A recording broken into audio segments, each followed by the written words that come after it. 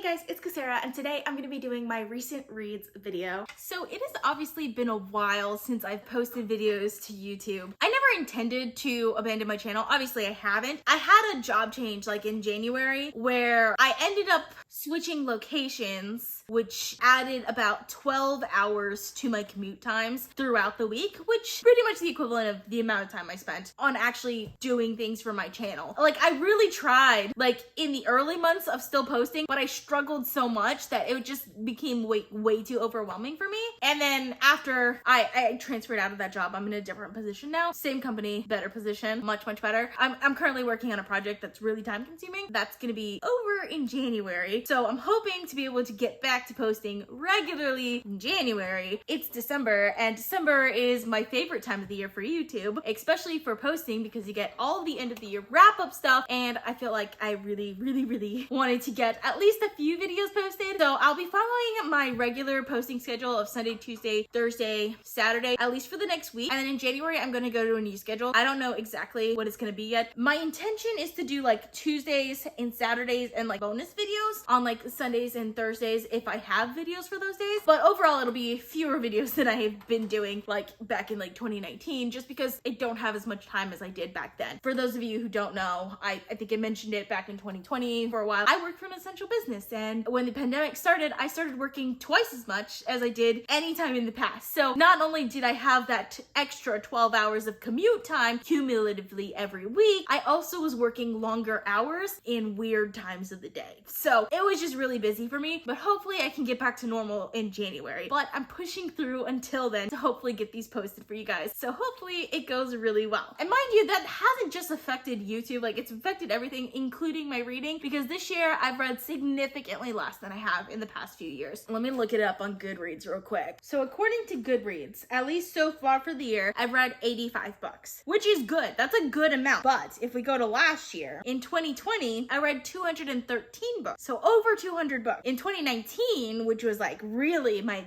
best year, I read 257 books. And then in 2018 is when I found reading again, and I read 178 books. So not quite 200 that I did in 2019 and 2020, but like still significantly more than I had ever read in any one year. 85, a little low for me, partially because I've been a lot more busy, but also I went through like a pretty massive reading slump for about like 3 months, from like April to September. Around that time, really wasn't reading anything at all. But anyways, hopefully I can get back to it. So far this month, I've read 2 books in December, which will be on my December wrap up, but these are the books that I've read since like April-ish. So between April and November, these are the books that I've read. I think there are more than these, but these are the ones that made kind of like the most of impressions on me, and they're the ones that I want to talk about. So here's the list of the books that I've read in the recent few months. And I'm gonna do this the same style that I did for my wrap-ups, where I start with my least favorite book and I work my way up to my most favorite. So first I wanna start off by talking about Crave by Tracy Wolff. So this is a novel that I picked up because someone commented on one of my videos asking me to do a review on it, and I was kind of interested in doing a review on it. It is very similar, at least in its marketing material, to Twilight, and it was commented on my video about Midnight Sun, so like that kind of makes sense. And it actually does have a lot of similarities to Twilight. It's kind of a paranormal, like YA romance. It kind of has more new adult feels than Twilight does. Twilight's very, high school. Well, this one, it's a boarding school that we're talking about, and our main character is devastated at the beginning of the novel because both of her parents died, and she has to move to this boarding school to live with her cousin and uncle. It is a school for magical creatures or magical people, which she is not, or at least as far as she knows, she is not magical, even though her family is, because obviously her cousin's a witch. But there's a bunch of different magical cliques, which was really interesting.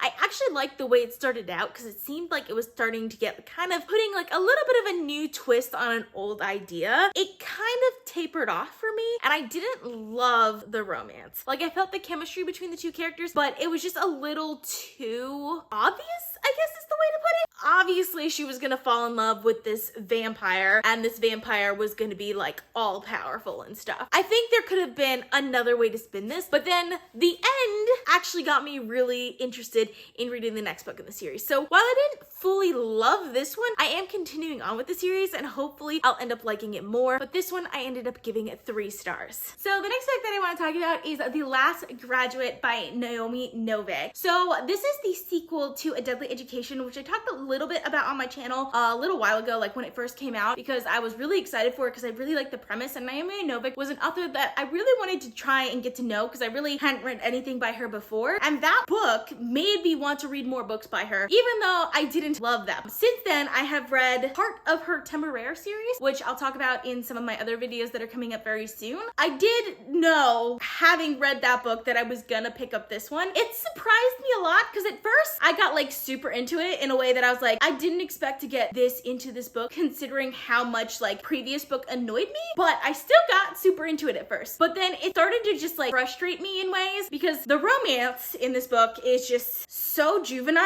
which I think I was getting into this book more at the beginning where the romance wasn't as prominent, and then it became more prominent and it was just like, oh my gosh, why? It's just like drama for the sake of drama, even though it has kind of like this new adult aspect to it, but they're teenagers, then there's just so much drama for no reason, and I'm just like, I'm kind of over this. Also, the main character annoys the crap out of me because I feel like she goes out of her way to create drama, especially like in like political-ish sort of situations. So yeah, there's that. I do think this book was a little bit more political than the last one, so I like that about it. It has some good actions. It really does have some good actions and some interesting magic. I do like how the magic is done in this world. I also get so annoyed by the plot too. I just felt like the way this book ended was very abrupt. I can see why she ended it that way. Like, it makes sense to me. I also really hated that it ended that way. Teensy bit of a cliffhanger. At the same time, like, I feel like we just didn't get any closure at the end of the book, which I felt like we got more closure at the end of the last one. It really annoyed me. While I did enjoy parts of this book, I also like got really annoyed by other parts of it and got really frustrated by other parts of it. So I ended up giving it 3.5 stars. Honestly, based off of how annoyed I got, I think that's actually really generous, but I did like this one more than the last book in this series. So the next book that I'd like to talk about is The Time Traveler's Wife by Audrey Nippinger. So I've been really into like time travel novels. So this is the last book that I read in November actually, and I really enjoyed this. This is what I would consider kind of like a modern classic. Basically, there is this character, Henry de Tamble. He has some sort of genetic disorder in which causes him to skip through time. So like he'll just randomly jump back to a certain time or potentially jump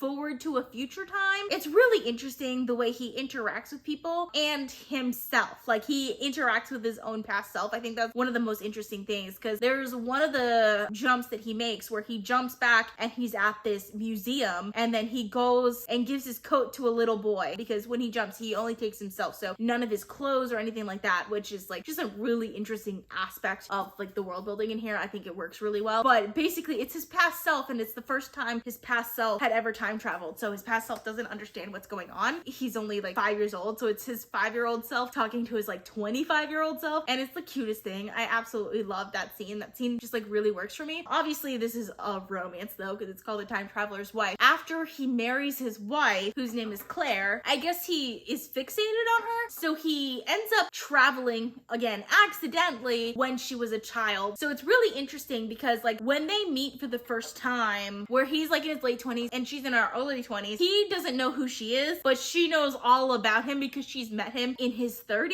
which is just fantastic for when she was growing up. And she kind of falls in love with him as she's growing up, and then she meets him after she's already in love with him, but then he has to fall in love with her. And I just love the concept of this. This concept worked really well. I think this author did a really great job of depicting this concept. Definitely a well-written novel, and it was just so much fun. I loved every second of this. Like, this I enjoyed so much. That being said, I didn't love the romance 100%. Like, there were just things about it that I wanted a little bit more from, but it's also like super tragic in some ways too, and I love that aspect of it. So I just love this. It was definitely like a very great like contemporary novel that had just this interesting twist to it that really worked for me, and I ended up giving it 4.25 stars. Okay, so the next book that I'd like to talk about is Wings of Shadow by Nikki Papreto. So this is the third book in the Crown of Feathers series. The first book, of course, course, being Crown of Feathers, which Crown of Feathers was a YA fantasy, really caught me by surprise, and I ended up really loving it. And I still really love this series. I think it's probably one of my favorite YA fantasy series, but it's not one of my favorite series of all time. This is the conclusion to the series. I would say this is probably my least favorite of the books in the series, but I still really enjoyed it. I actually had a lot of opinions about it when I first read it, so I think I will eventually do like a review of the series or a book talk of the series, but I kind of want to reread the series because I actually do absolutely love it. I can't go like super in depth in here without like going into spoilers because I actually have a lot of thoughts on what happened in this third book. I don't want to give away things because I definitely think it's still worth the read. I do think though I had some issues with the world building, which caught me by surprise because the first novel, the reason why I liked it so much was because I really loved the world building in it compared to other like YA fantasies. But I feel like that first novel, you can tell that the author spent like a lot of time coming up with that world building. And then I feel like maybe the other two novels, like the things that were introduced in those novels were a little bit more rushed. And I think it doesn't really fully help that the first novel was the author's first novel. It was their debut. So I feel like because of that, they might have spent a little bit more time on that first one rather than the second and third. And these are a little bit more thicker. I still absolutely loved it. I love these characters. I love the magic and just kind of like that side of the world building. Like my issues with world building are relatively minor in this book, and they're like little detail things because I still ended up really loving this book. I ended up giving it 4.5 stars and would highly recommend this series, especially if you like YA fantasy. So the next book that I want to talk about is The House in the Cerulean Sea by TJ Klune. So this book is absolutely adorable. I loved every second of it. Following a character named Linus Barker, who is a middle-aged man, but he works for the department in charge of magical youth. So he is sent to the House in the Cerulean Sea, obviously, which is a home, I think it's an orphanage for magical children. It's kind of known as the home all of like the problem children go to. It's just such a heartwarming and fun novel because it's kind of him being this kind of like paper pusher, like kind of strict person, but like falling in love with these children in the settings. It's just so great. I heard someone mention it some point, which made me want to pick this book up, that it's like the middle grade book for adults, and it 100% is. I absolutely loved every second of this, and I ended up giving it 4.5 stars. The next book that I want to talk about is The Mask of Mirrors by M.A. Carrick. So for this book, I was pleasantly surprised by, really ended up loving, because I don't know why. I think maybe because of the cover, it just has this like really pretty cover that I kind of expected it to be kind of like one of those contemporary sort of atmospheric fantasies, which I love, mind you. I absolutely love, but there's definitely more of a high fantasy feel to it. It's a political fantasy, and it's also